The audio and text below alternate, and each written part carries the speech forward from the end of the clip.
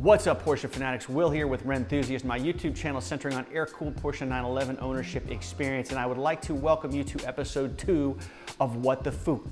What the Fook is my experimental video series that is all about asking you guys to answer questions for me and then sharing your best answers in the video. Episode 1 of What the Fook went pretty well. I was encouraged enough by the success of episode 1 to do a second episode. Last week, I asked you guys to answer the question, why are air-cooled Porsche prices so high right now? I got 105 answers, so I was absolutely bowled over by the response. I want to thank you if you ended up answering that question for me in the comments or in my Facebook group, Rennthusiast Air-Cooled Porsche Fans. And so what I'm going to do now is I'm going to share with you the comments that I thought were the most insightful or the most entertaining. At the very end, the final comment I'm going to share with you is really kind of like the funniest yet most insightful I got out of all 105. So if you answered the question, stick around to see if you were the one that's featured. Then at the very tail end of this video, I'm going to share with you the question I want you to answer for next week. So let's jump right into the comments. Tarek said to me, I'm a big fan of air-cooled Porsches, but the prices have gone through the roof because of Instagram influencers and social media. They have been made to be hip and cool cars. Once they are entrenched in the pop culture, people with money want to be in on it. I partially agree. I will say this. When I started to use YouTube as a viewer, like the more videos I saw on cars that I was intrigued by, I started to really like pursue them much harder. I think that, certainly social media gives you the opportunity to understand what it would be like to own one of these cars. Your mouth starts watering when you see the details of the cars. And so, yeah, I mean, I can't disagree with you, Tarek. The second one that I selected was from Alan. I personally think the prices are so high because there's an impending sense of doom in the air. The writing is on the wall that electric cars are the future and people are looking for that keeper gas burner to stash away. I can't disagree with you. While I am not personally a fan of electric vehicles as an owner, I kind of think it's going to be a good thing for our planet, and I think it's necessary. So I think that's a good point, Alan. The next comment I selected, Dean. After reading a lot of the economic reasons here, I think most of them are right on the money. A lot of guys in the comments were talking about the economy and inflation and demand and so forth. But Dean then goes on to say a more transcendental explanation is the 40 to 60-year-old males, who I think are the individuals driving demand, are in a way buying a time machine that brings them back to a similar and some say better time. Wholeheartedly agree. I think we are indeed living in a very complicated world. And, for me, when I jump into one of these cars, man, it just takes me back to a time when the car was meant to be driven. And then, of course, for me personally with this 993, this was the hot car when I was in high school. And so to be able to own one of these and experience one of these things as that 44-year-old male, I think you nailed it. Okay, Israel said to the question, why are air-cooled Porsche prices sky high? Air-cooled prices are high because analog 911s deliver a feeling you cannot get anywhere else. From the way the car looks, smells, feels, and drives, it takes you back to a time when the cars were tools to be enjoyed. They were real, they went fast, and they made you feel excited each time you got behind the wheel. I agree with you. This is exactly why, if you've been around the channel, you'll hear me talk about like why I am so passionate. I think these cars are so unique in what they deliver to all the senses. And so, Israel, I'm with you, man. Christian, this was brilliant. It could just be a coincidence, but there seems to have been a spike in air-cooled prices shortly after this guy Will decided to focus his channel specifically on air-cooled 911. Also, I blame the increased prices on me. As soon as I landed in an economic position to consider a fun classic car, the prices were off to the races. So sorry to future buyers like me, and you current owners owe me a beer. German beer, of course. Christian, no comment, man. I don't know what to say. Michael Munch said, I think price increases are a combination of many different factors, but here's my take. People are recognizing the value in driving a slow car fast. Modern high-end sports cars can only realize a fraction of their potential on the street, and dedicating whole weekends to the track is a big commitment. I am totally with you. If you guys ever saw my Why I Sold My 911 Turbo video, then you'll know that's exactly what the punchline was on that car. It was just too fast to be enjoyed responsibly on the street, and that's why I love air-cooled Porsches, because you can have fun at 60 miles an hour. You don't need to go 120 to get the most out of them.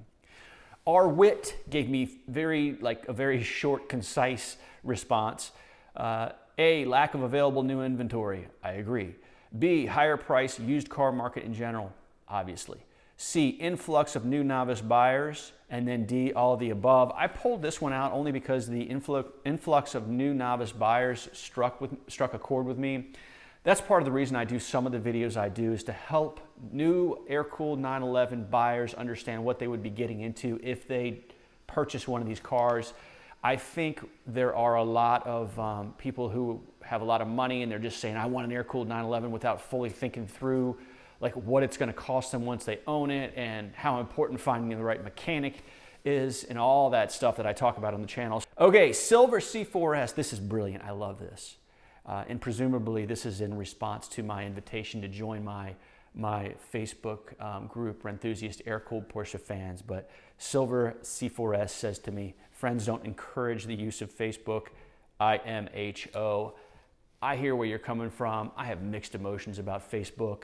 On the one hand, I think it's a time suck. I don't think it's healthy. But I will say this, it is a wonderful channel to consume Porsche content. So while I'm not a huge fan of Facebook in general, I will say that I hold my nose and spend time there only because I get to interact with you guys. Zero Fuchs, I'll say it like that, Given says, I believe these so-called curated auction sites are to blame for the price hikes, primarily with the economy being second.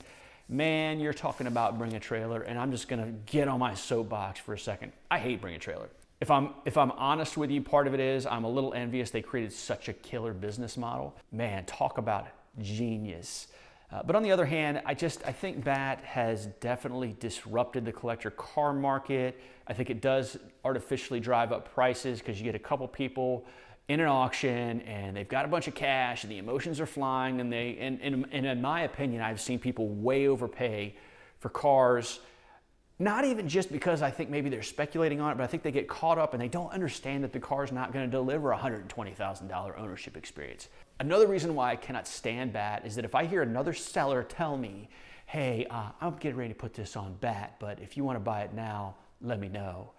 Look, BAT takes a long time, okay, to put your listing live after you submit it. So I talked to a guy yesterday. He said he waited 2 months from the first day he submitted his Land Cruiser to BAT until it went live. So if you are one of those sellers who's like, okay, I'm going to put it on BAT and maximize my money, that's fine. Maybe you're going to do that, but just know that if you're trying to unlock that capital anytime soon, you're going to have to wait. So my speech is over on that. I mean, BAT is a fine platform, and in fact, I've bid on a couple cars myself, full disclosure. But at any rate, I think you're absolutely right.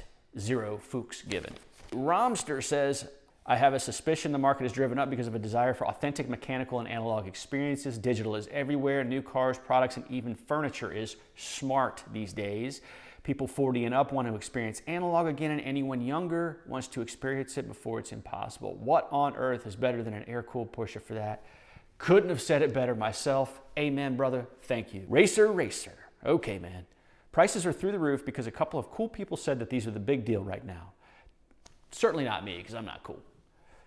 This world is full of followers willing to do whatever it takes to get a seat at the cool kids' table. Okay, really it is because they are fantastic cars. I see 2 points here. Number one, you're right. They are fantastic cars. That's why I have bought 3, and that's why I go through hell and back sometimes just to keep them running and keep them where I want them. Okay, back to this cool kids comment. Are you talking about the dude with dreadlocks who's a former clothing designer who did a really cool video a little while back that made all of us want air-cooled Porsche 911s? I think that individual was on the leading edge of all this. It predated a bunch of what we're seeing nowadays in the air-cooled Porsche 911 market, but I'll give you this. I think that he did make it cool. The final comment that I thought was the best was given to me by the name of James.